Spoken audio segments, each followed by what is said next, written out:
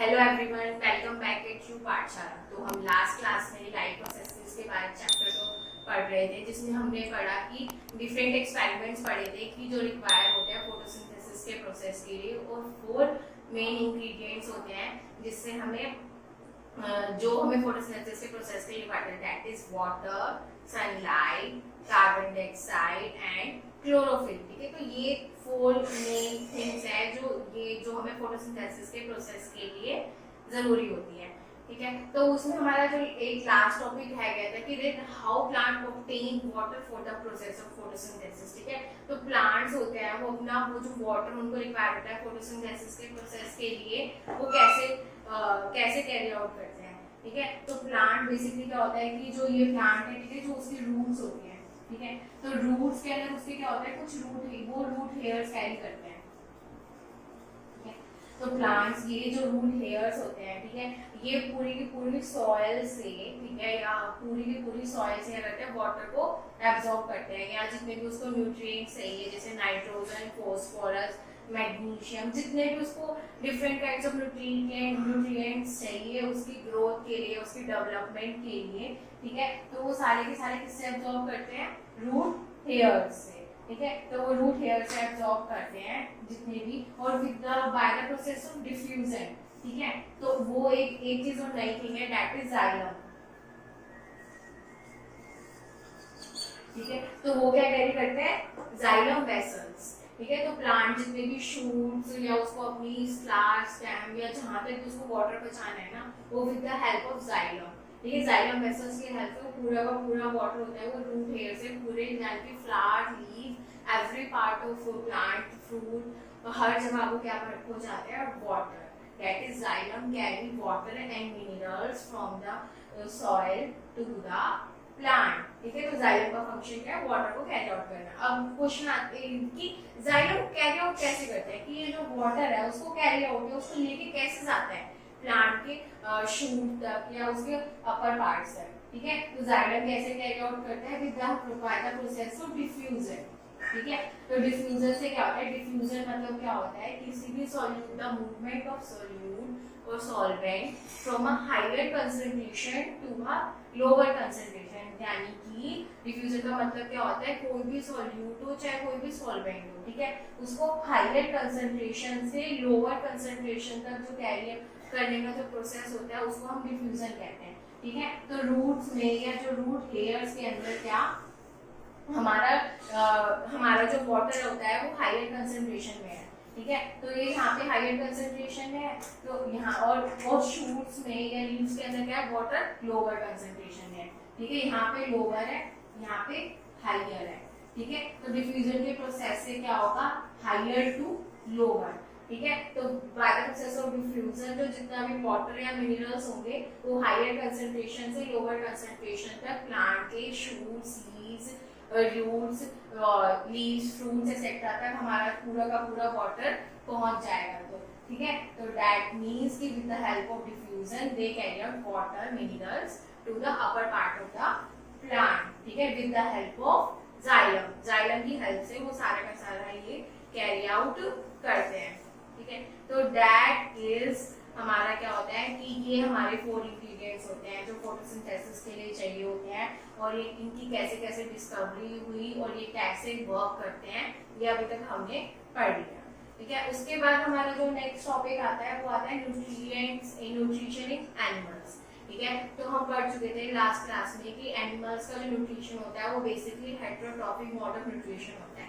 That means heterotrophic mode of nutrition means that the organisms depend for their food or nutrition on other organisms, कि दूसरे organisms पे या दूसरे things पे depend करना अपने खुद के न्यूट्रिशन के लिए। तो बेसिकली एनिमल्स किस पे डिपेंड करते हैं, that they depend on other animals और प्लांट। बेसिकली प्लांट पे डिपेंड करते हैं एनिमल्स, या फिर किस पे डिपेंड करते हैं, कुछ एनिमल्स के ऊपर। ठीक है, तो that is the nutrition, animals का न्यूट्रिशन कैसे कैरी आउट करता है, basically based on the heterotrophic mode of nutrition. ठीक है, that the animals obtain their food for plant और द एनिमल्स दे ईट। इसके अलावा ना इसमें कुछ 2 एक्सेप्शन आते हैं जो हमें समझने होंगे।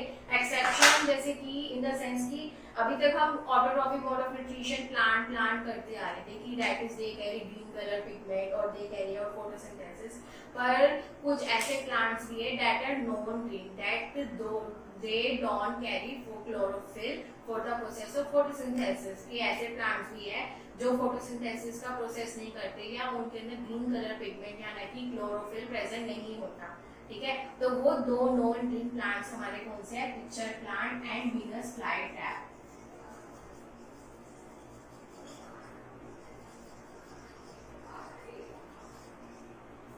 ठीक है, तो ये दोनों जो प्लांट होते हैं ये हमारे क्या करते हैं, ये वो अपना मोड ऑफ न्यूट्रिशन या जो अपना न्यूट्रिशन है वो कैरी आउट करते हैं बाय ईटिंग इंसेक्ट्स, ठीक है। वो किसको, इंसेक्ट्स को ईट करते हैं जिससे वो अपना न्यूट्रिशन उसको फुलफिल आउट करते हैं, ठीक है। तो ये बेसिकली एनिमल्स से या फिर इंसेक्ट से ये अपना क्या करते हैं, अपना न्यूट्रिशन कैरी आउट करते हैं। तो नॉन ग्रीन प्लांट्स होंगे जो क्लोरोफिल कैरी आउट नहीं करते या फोटोसिंथेसिस का प्रोसेस कैरी आउट नहीं करते, ठीक है। और ये दोनों क्या करते हैं, हमारे इंसेक्ट्स को ईट करते हैं, ठीक है।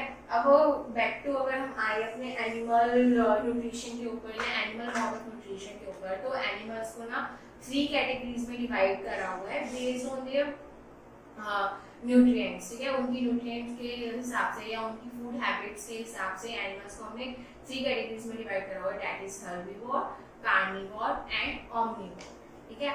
हर्बीवोर एनिमल्स या वो वाले एनिमल्स होंगे those animals which eat only plant product, ठीक है।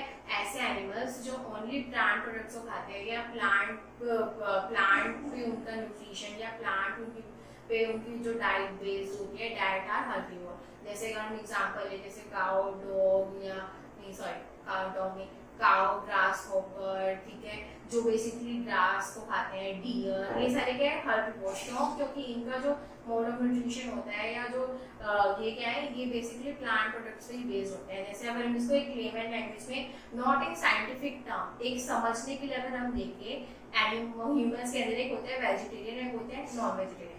वेजिटेरियन वो होते हैं जो सिर्फ प्लांट प्रोडक्ट्स खाते हैं, प्लांट से बने। नॉन वेजिटेरियन वो होते हैं कि जो एनिमल प्रोडक्ट्स को भी खाते हैं और प्लांट प्रोडक्ट्स को भी खाते हैं, ठीक है। बस इसको समझने के लिए ऐसे हम ऐसे लिख सकते हैं कि हर्बीवोर वैसे एनिमल्स हो गए जो सिर्फ प्लांट प्रोडक्ट्स को कहते हैं कि like vegetarian types, but humans herbivores नहीं है, ये मत सोच के बैठ जाना कि ह्यूमंस आर आल्सो हर्बीवोर्स जो वेजिटेरियन वाले, नो, ठीक है। क्योंकि हम कुछ एनिमल प्रोडक्ट्स भी खाते हैं, वेजिटेरियन भी होता है वो कुछ एनिमल प्रोडक्ट्स भी खाते हैं, जैसे काउ मिल्क, बटर, ठीक है, ये सारे क्या एनिमल प्रोडक्ट्स, ठीक है। That's why vegetarian humans are not herbivores. Herbivores is जो ओनली सिर्फ प्लांट प्रोडक्ट पे बेस्ड होते हैं, जो जिनकी डाइट सिर्फ प्लांट प्रोडक्ट तक ही रहती है, ठीक है। जैसे कि काउ, ग्रास हॉपर, रैबिट, ठीक है, हिप्पोपोटामस, ये सारे क्या बेसिकली प्लांट प्रोडक्ट पे जिनकी डाइट है, ठीक है। तो that's why they are herbivores, ठीक है। अब आते हैं हमारे कार्निवोर्स। कार्निवोर्स वो होते हैं, जैसे हर्बीवोर होते हैं वो सिर्फ प्लांट प्रोडक्ट्स खाते हैं, वैसे ही जो कार्निवोर्स होते हैं वो हमारे सिर्फ एनिमल प्रोडक्ट्स खाते हैं, that is those animals which eat only other animals, ठीक है। ऐसे एनिमल्स जो दूसरे एनिमल्स को खाते हैं, that are carnivores, ठीक है, जो दूसरे एनिमल को खाते हैं, जैसे जो फ्लैश खाते हैं, मीट खाते हैं, चिकन खाते हैं, ठीक है, that are carnivores। जैसे हमारा टाइगर हो गया, लॉयन हो गया, ये क्या दूसरे एनिमल्स का फ्लैश खाते हैं या उनकी मीट खाते हैं, ठीक है। जैसे डियर, रैबिट, गोट, एक्सेट्रा, ये सारे क्या कार्निवोर्स आर मीट ईटर्स, ठीक है। तो ये हमारे क्या होते हैं carnivores animals, lion, tiger, frog, vulture, ठीक है, ये सारे कार्निवोर्स हैं जो सिर्फ एनिमल प्रोडक्ट्स पे या एनिमल्स पे उनकी पूरी की पूरी डाइट बेस्ड होती है।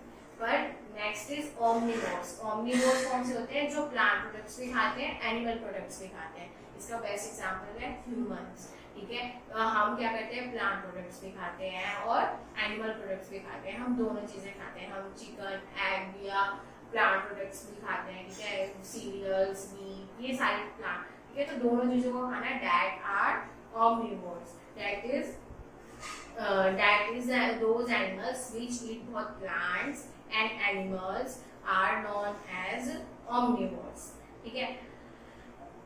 अब जिसमें से ओमनिवोर्स जो क्या कहते हैं प्लांट प्रोडक्ट से बेस्ड होंगे, दैट आर वेजिटेरियन, जो एनिमल प्रोडक्ट पे भी बेस्ड है, दैट आर कार्निवोर्स, ठीक है, जो फ्लैश में और ठीक है। तो डैट मीन्स आपका न्यूट्रिशन क्या है, the process of obtaining energy by using, ठीक है, the process of obtaining food and then using it for obtaining energy, growth and repair of the body is called nutrition. कि कैसे भी करके food को ऑब्टेन करना, ठीक है, ग्रोथ के लिए, रिपेयर के लिए या एनर्जी के लिए, हम उसको क्या कहेंगे, न्यूट्रिशन।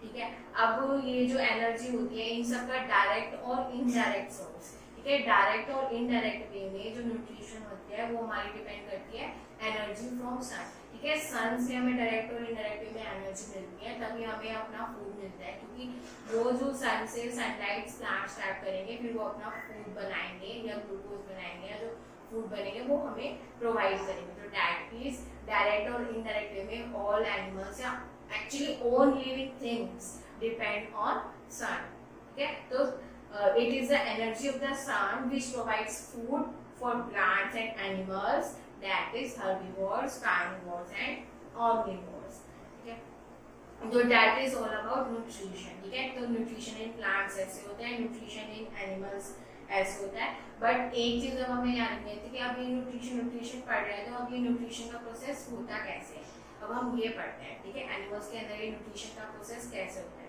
ठीक है। तो कुछ processes and nutrition in animals के इंक्लूड होने के लिए, तो देयर आर 5 प्रोसेसेस, ठीक है। 5 प्रोसेसेस हैं जो न्यूट्रिशन को ऑब्टेन करने में हेल्प करते हैं। First is injection. तो इंजेक्शन मतलब कोई भी चीज को मुंह में ले लेना या अंदर ले लेना, that is injection. That is the process of taking food in our body is called injection. किसी भी चीज को अंदर लेना, दैट इज इंजेक्शन, ठीक है। जैसे फूड को हमने माउथ में ले लिया, दैट इज इंजेक्शन का प्रोसेस हमारा वहीं पे खत्म हो गया, ठीक है। तो दैट इज इंजेक्शन, ठीक है। Eating of food by animal, that is injection. Second step is digestion, ठीक है। डाइजेशन मतलब ये होता है कि जितना भी हमने फूड अपनी बॉडी के अंदर लिया है या माउथ से फूड लिया है, ठीक है, उसके लार्जर पार्टिकल्स को स्मॉलर पार्टिकल्स में ब्रेक करना या उसको बिल्कुल ही सिंपलेस्ट फॉर्म में लाना, जिससे बिल्कुल सिंपलेस्ट फॉर्म शुगर यानी कि ग्लूकोज बनाना, ठीक है। फिर उस ग्लूकोज को फर्दर ग्लाइकोजन या एनर्जी कार्बोहाइड्रेट्स में कन्वर्ट करना, that process is known as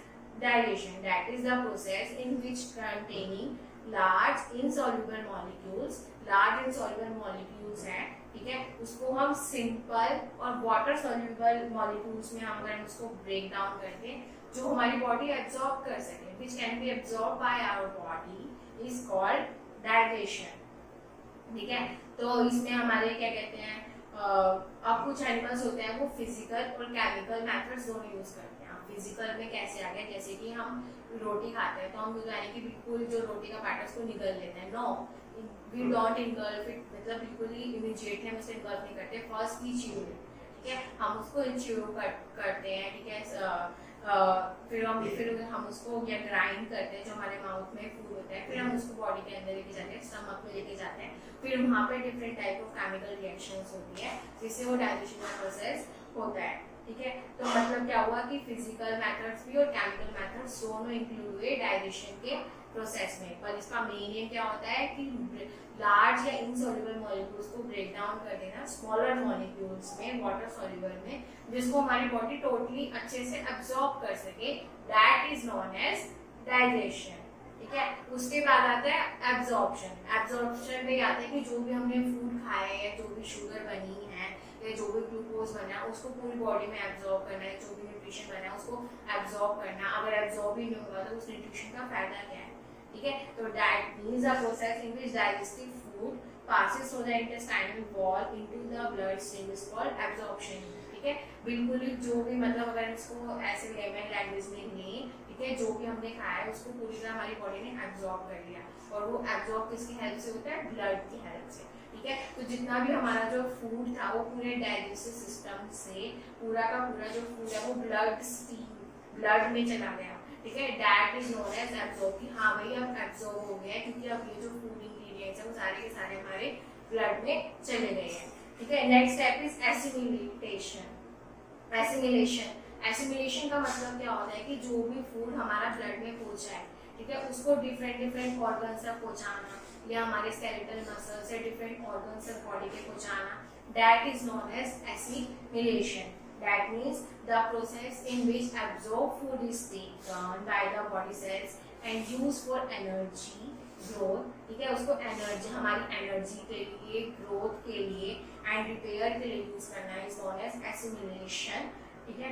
मतलब कि जैसे कि जो पूरा फूड है वो हमारी ब्लड स्ट्रीम से हम भाग रहे हैं, तो हमारी पूरी लेग्स तक न्यूट्रिशन पहुंच गया, या हमारे स्केलेटल मसल्स हैं, हमारी हैंड्स, हमारी ऑल ओवर बॉडी तक पहुंच गया, that is known as assimilation, ठीक है। उसके बाद हमारा नेक्स्ट स्टेप आता है इजेशन, ठीक है। इजेशन में क्या होता है कि जो भी हमारा वेस्ट मटेरियल्स खाने के बाद, जितने भी मेटाबॉलिक डाइजेशन के बाद जितने भी हमारे वेस्ट मटेरियल्स या वेस्ट प्रोडक्ट्स बच गए, ठीक है, उसका बॉडी से बाहर निकलना, ठीक है, that is known as egestion. That is the process in which undigested food is removed from the body is called egestion, ठीक है, that is egestion, ठीक है। उसके बाद हमारा आता है कि